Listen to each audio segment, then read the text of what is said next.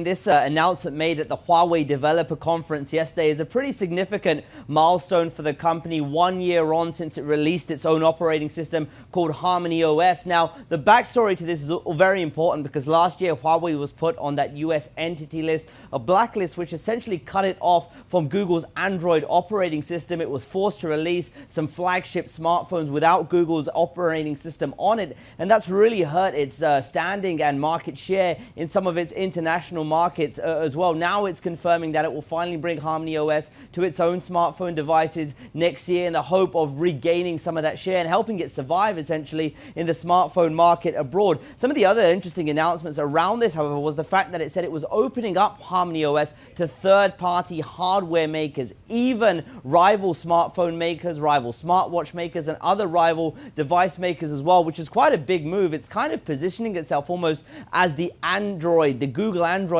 of China. If you think about it, that's exactly how Google Androids work. It's across a number of different devices, and they made a big pitch to developers to come on board and keep developing apps. And that's a big deal because the more users using HarmonyOS, the more developers on board, that's going to create a much stronger ecosystem and ultimately benefit Huawei. Now, Huawei might find some success with this in its Chinese market. I think where one of the biggest challenges lies right now is how this performs in its international markets, where it's been particularly hurt because the Apple's iOS and Google's Android dominate the international smartphone market right now. They've become successful because of the number of apps, the number of high quality apps and developers on board on these platforms as well. So the big question here is, will Huawei be able to get those apps on? It's still missing some pretty significant apps, the likes of Spotify and Netflix. Given the political environment between the US and China as well, will US developers be on board? And finally, will users be willing to try a new operating system as well? So a lot of challenges ahead, not just on the software side, but of course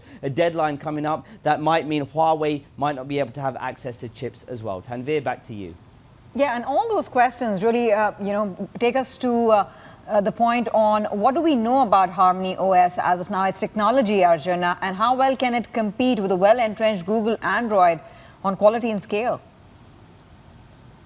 Well, it's an operating system that Huawei has been working on, not just sort of over the past year, but over the past few years.